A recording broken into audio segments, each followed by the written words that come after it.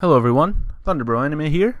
I'm sure nobody missed me in the week since I posted a video, but to the two viewers who give a shit, thanks for welcoming me back. Alright, so I've decided to delve back into Gintama and discuss one of the most fascinating aspects of this series, and that is how Gintama's many characters are portrayed, and how they're so relatable despite the rather extravagant setting.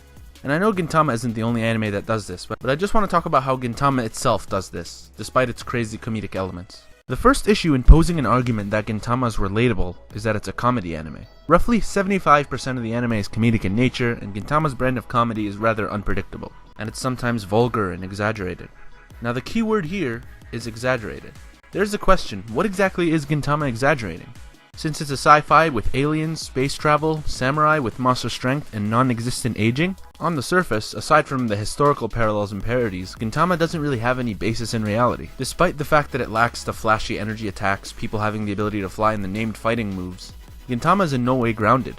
Like in any other Jump anime, you have people who defy human limitations, and people who look, dress, or act in a way that just wouldn't work in real life. And of course, the inclusion of aliens speaks for itself. But Gintama's reflection of reality is not in its fight scenes, or its settings, or its character designs, but rather the conduct of every character, how they approach and deal with their issues, and how they interact with other people. How every person is inevitably flawed in one way or another. Now this goes back to my point of exaggeration. Gintama exaggerates these things a lot, both comedically and dramatically. But it's by exaggerating that attention is brought to issues a lot closer to home.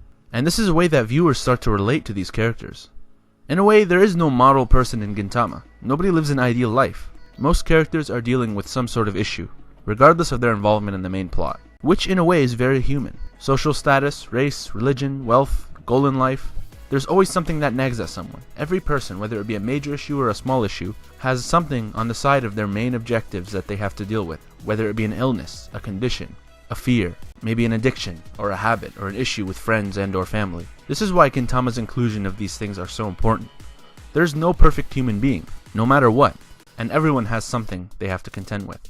Our protagonist, Sakata Gintoki, is a fairly inspirational person. Not only is he an amazing fighter, but he's a good-hearted person who a lot of other characters look up to, because he's helpful, has good advice, and sticks his neck out for those in need. However, Gintoki isn't entirely without flaw. Gintoki is, in a lot of instances, a person who doesn't immediately meet challenges. When he gets himself in a jam or runs into something he has the power to stop, he usually tries to run away, such as when he ran over Kagura in the beginning of the series, and tries to hightail it out of there before she can confront him about it. When he met Shinpachi and seemingly did a heroic act by stopping a bunch of Amanto from abusing Shinpachi, only to leave the store and frame the beatings on Shinpachi so he doesn't get heat for it later.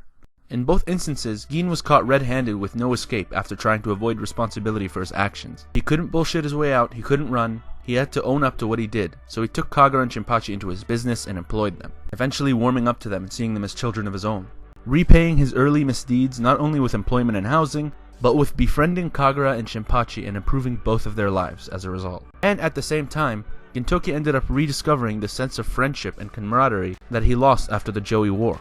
And in the spirit of his master Shoyo, he became an educator and a father figure just like he was. There are also moments such as during the Reaper arc when Asaemon seemingly tries to kill herself when Gintoki happens to stumble by.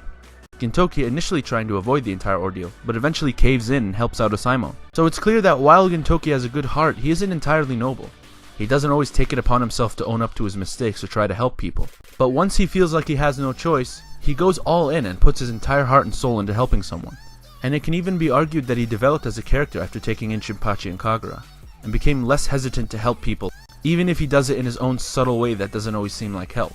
Another sign of Gin's flaws is his gambling issues, his alcoholism, his sarcasm that sometimes gets him hit, and his constant squabbles with Hijikata, and much smaller instances of him trying to shift blame or avoid being reprimanded for something he did. Overall, Gintoki is the ultimate example of a person with untapped potential, slowly utilizing that potential over time, and becoming a better person as a result. Many people have the capacity to help, make changes, or stay composed during adversity, but a common issue is that many people don't attempt to face these things head-on when their own personal status quo is interrupted. This afflicts people of all ages and walks of life, and that's the need to face your problems head-on rather than running away from them or delaying the resolution. Something I feel Gintoki reflects in his exploits throughout the series. These factors, in my opinion, is what makes Gintoki such a good main character. He has the capacity to be a role model, and he's quite often wise, but Tsureichi does not put him on any sort of pedestal because of his main character status, or his acquired knowledge throughout his time as a Joey War rebel.